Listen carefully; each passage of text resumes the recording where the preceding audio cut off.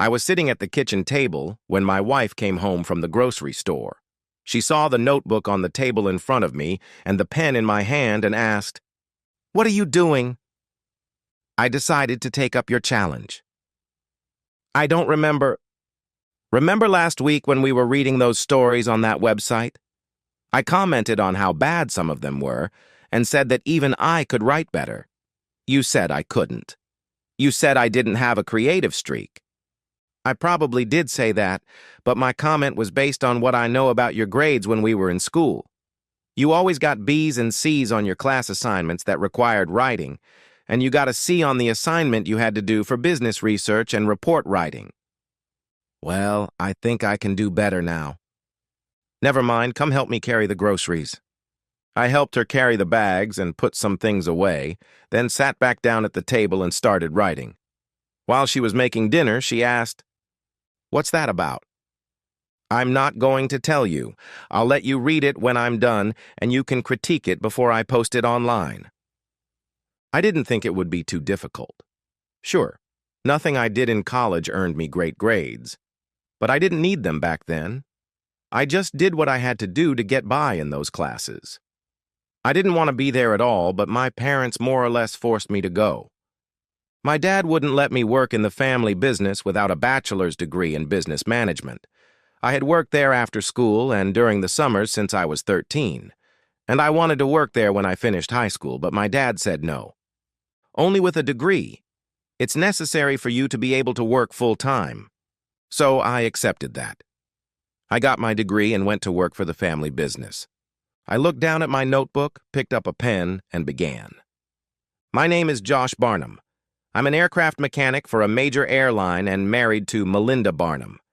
Melinda, I call her Melly, is an office manager at an insurance company. Melly and I have been together for just over 11 years, 9 of them married. We met in our sophomore year of college, and for me it was love at first sight. For Melly? Maybe. It took me 3 months to get her to go out with me. We clicked. On our 7th date, we made love for the first time. After that, we became a steady couple and usually made love 2 or 3 times a week, at least until the summer. I had a summer job working for my Uncle Bill, who owned a landscaping company. I worked 10 to 12 hours a day, Monday through Saturday. As a result, I rarely got to see Melly during the week. After 3 weeks of only seeing each other on Sundays, Melly started dating other guys. When I complained about it, she told me to deal with it or lose my Sundays. This was a defining moment in our relationship. I've already said that when it came to Melly, it was love at first sight, so I gave in to avoid losing her completely. At the time, I didn't realize what a mistake that was. It showed her that she could get away with a lot with me and that I would let things stay the way they were. It was 3 weeks later, on a Friday, and I had only worked 6 hours before calling it quits due to severe thunderstorms. I called Melly to see if she would go on a date with me that evening, and she told me she already had a date. I hung up without saying another word. I called around to see if anyone was doing anything and found out that Mike Matson was having a party at his house. I called and found out that I was welcome, so I decided to go. Bad move on my part. I walked in just in time to see Melly hugging and then kissing Dick Moore. Then they went out onto an impromptu dance floor where Melly pressed herself against Moore, and they danced slowly. Moore held her ass with both hands and pressed her tightly against him. Melly wrapped her arms around his neck, pulled his face toward her, and gave him a long, hot kiss. When the song ended, they seemed reluctant to pull away from each other. But when they finally did, Melly saw me. She said something to Dick, then headed in my direction. I turned and left the party. Damn me if I was going to stand there while she kissed someone else. The weather was nice on Saturday, so I ended up working a 12-hour day. I learned not to waste time calling Melly on Saturday night to make a date for Sunday, because she would be with someone else. I usually called her on Sunday around 10 and made plans for the afternoon and evening. But that Sunday morning, I didn't call. It was one thing to know she was dating when I wasn't available, but it was quite another to know she was kissing her dates. It seemed like the heat I had noticed between her and her date was some kind of sign that they were probably sleeping together, too. This planted a bad thought in my head. According to what Melly had told me, she hadn't dated any guy more than 4 times. So the question I asked myself after what I saw at Matt's was, had Melly slept with all of her boyfriends? If that was the case, I could be in trouble, since we usually had sex on our Sunday dates, and I had heard and believed that when you have sex with someone, you have sex with everyone that person has had sex with. I thought that maybe getting tested for STDs would be a good idea. Thinking that since Melly hadn't heard from me on Sunday morning, she might call me, I got the hell out of the house and was gone all day. When I got home for dinner, my mom told me that Melly had called twice and wanted me to call her when I got home. I waited until I finished dinner to call her. She got right down to business. Why didn't you call me this morning? I just thought, considering how you were kissing that guy who replaced me. We already talked about this, Josh. I'm not going to stay home just because you can't come. I know, and I was okay with that when I thought it was just platonic, but what I saw was way, way beyond platonic. I thought we had something special, Melissa, but I'm not so sure anymore. Don't say that, Josh. We really do have something special. We need to talk, baby. I don't care how late you have to work tomorrow, but when you're free, come over. Will you do that? I think I can. You promise? Okay, I'll be there as soon as I'm free. Monday was a 12-hour workday, so I didn't get to Melissa's house until around 9. Her mom opened the door and told me Melissa was waiting for me in the backyard. Melly was talking on the phone with her back to the door when I stepped outside, and what I overheard before she hung up didn't bode well for our relationship. What I heard was, I liked what we did on Friday. I can't wait to see you on Tuesday. I have to go. He'll be here soon. Bye. I went back into the house and then opened the door to the patio with a loud bang, and she turned around and saw me coming out of the house. I didn't let on that I had overheard anything, just walked over to the table and sat down. I just looked at her and waited. She finally realized that I wasn't going to start the conversation, so she said, "What's wrong, Josh? You agreed to let me go on a date when you couldn't make it." Yeah, but I thought these dates were supposed to be like going to the movies and maybe getting a milkshake at Harry's. Or maybe to a party like Matt's where you dance and hang out with our friends. Simple things. You're acting like you're still my girlfriend. That's not what I saw at Matt's. The way you kissed that guy and let him run his hands all over your body without even trying to stop him pretty much told me that if he's not sleeping with you already, he will soon. Not exactly how I expected my girlfriend to behave in front of my friends. Those are disgusting things to say to me. It is what it is. Maybe you should just leave. That's probably best. After what I saw and not knowing how you feel about all your dates, I think it would be a good idea to get tested. I stood up and left her there with a shocked look on her face. I made it to my car before she caught up with me. You don't really think that about me, do you?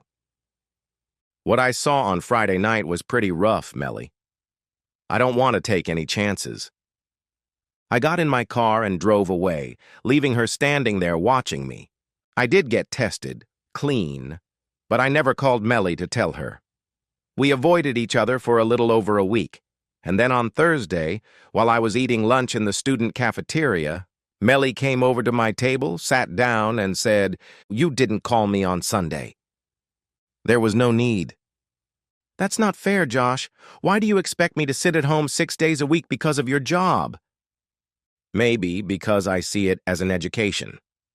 What the hell does that mean? Maybe it's to prepare you for what you might have to do after you get married, and your husband has a job that keeps him working late. That's just silly. Being married isn't the same as going to school. Maybe that's how you see it, but I don't. You knew all along that I was going to ask you to marry me after you graduated, and you made me believe you would say yes. You know that I'm majoring in aviation maintenance management, and when I graduate, I'll have my airplane and power plant licenses. My goal is to work for an airline and move up the career ladder. There's a damn good chance that if I do get a job with an airline as a rookie, I'll have the worst shifts and the worst weekends. If you can't handle my work schedule now, how are you going to handle my shift from 3 to 11 with Tuesdays and Wednesdays off? That's different. I'll be working too, and we'll do whatever we have to do to make it work for both of us. That's in the future if we have one. Right now, we need to survive as a couple, and I'm not sure we can, given what I now know about your dating life. We agreed to talk that evening after I finished work, and in the end, she gave in and said she would only meet on Fridays and Saturdays and would always make sure that our dates took place around my friends. That way, I could always ask someone if she was doing anything that wouldn't pass the boyfriend test. It helped that landscaping was a seasonal job that ended in late fall. Until the end of our course and throughout graduation, I kept a close eye on her, and she only slipped up 3 times, and I pretended not to notice.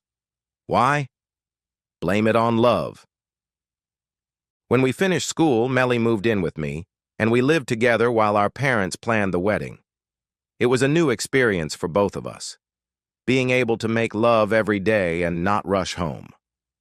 There were nights when I wasn't sure I'd be able to get out of bed in the morning. It seemed like all Melly wanted, and me too, oh yes, me too, was to make love all the time. But of course we couldn't. I really got along well with the airline, and as always I had the worst shift, from 4 in the morning until midnight, with Wednesdays and Thursdays off. Melly had a degree in accounting and got a job at an accounting firm where she worked from 8 to 5, with Saturdays and Sundays off. During tax season, from about the end of January to the 1st of May, she usually worked 10 to 12 hours a day, and sometimes she had to work on Saturdays. We got married 5 months after we graduated, and our wedding gift from both sets of parents was the down payment on a 4-bedroom ranch in one of the best neighborhoods in town. Neither of us wanted to have children until we were established in our careers, so Melly used one of the bedrooms as a home office. There was a fairly large patio at the back of the house, and one of our first purchases after moving in was a hot tub, which was installed on one side of the patio. It didn't take long before it was filled. A month after the tub was installed, we had a housewarming party, and after everyone tried the tub, it seemed like we had a party every weekend. Not that I minded the company. I had to leave by 2:45 to get to work on time. As we got to know our neighbors, we started getting invited to barbecues and picnics, and once that started, we had to host a couple of our own, of course. We became really good friends with the neighbors on both sides of us and with those who live across the street. The first 2 years went great, and we adjusted to our different schedules. And then everything changed. I didn't find out about this until much later, but it was pretty much what I had been talking about when I spoke to Melinda back in college. I worked on Fridays and Saturdays, and Melinda was tired of sitting at home on the best date nights. At first, it was walks with the girls after work on Fridays, evenings she never told me about. After a couple of months, she decided that since she got away with me not finding out about her outings with the girls, she could get away with going out on Saturdays. She just needed to be home in bed by the time I got home. She started going on dates with guys she worked with and guys she met at parties. I don't know when this nonsense started, so I had no idea how long it had been going on. But I found out from a neighbor who lived across the street.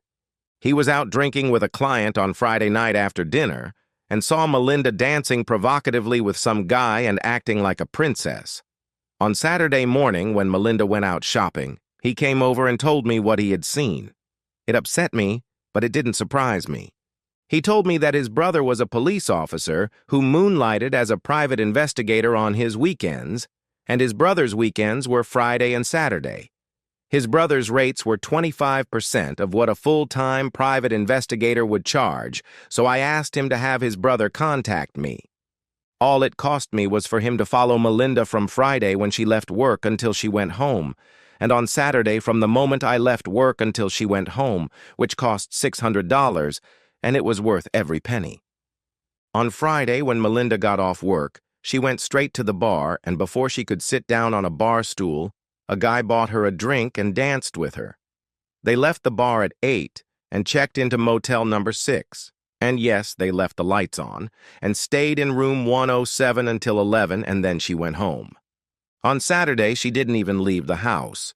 At 4, Philby, her boss, arrived, and although Spencer, the police officer, was unable to film what was happening in the house, he took some pretty good shots of Melinda entertaining her boss. On my first day off, I took everything I had to a divorce lawyer, and after looking at what I had, he suggested I contact her boss for a separation of assets and her company if there was anything in their policy and procedure manual about relationships between managers and those they supervise. Her boss owns the company, and when I told him that, I could almost see dollar signs in his eyes. I told him to go ahead and get on it. He told me to give him a week or so and he would have the paperwork ready for me to sign. I left his office, hoping I could act like the ignorant fool I was, until I got Spencer's report. I guess I must have succeeded, because Melinda didn't seem any different to me. The lawyer called me a week later and said he had the papers ready for me to sign. When I went to his office, he smiled and said he had very good news for me. Apparently, her boss had bragged to everyone in the office that he had slept with Melinda. I'm not a lawyer, but I'm pretty sure that overheard conversations are just hearsay, right? Basically, it's a he said, she said situation. Maybe if it hadn't been recorded, the guy who gave me the tape hates Philby and is always looking for a way to screw him over. Isn't there some law that says both parties have to be aware of the recording? In some states, yes, but ours isn't one of them. All right then, go ahead and do what you think is best. I finished the story, reread it, and decided it was fine. It was almost dinner time. I called my wife from the kitchen and handed her the story, asking her to read it and comment. She took the story from me and began to read it. About halfway through, she began to frown, and finally gasped loudly, looked at me, and fainted. I stood up, grabbed a glass of water, and splashed it on her face. She muttered something as I helped her up. Just then, the doorbell rang, and I told her it was probably for her. She looked embarrassed as I walked her to the door. There stood a young blonde girl. The blonde stopped chewing her gum long enough to ask, "Mrs. Melinda Barnum?" Melinda said yes, and the blonde handed her an envelope saying, "You're all set. Have a nice evening." Melinda didn't hear the last part. She fainted again when she heard that she had been served. This time I didn't bother with a glass of water. I just grabbed her leg and dragged her into the house to close the door, then went to the kitchen and got myself a beer.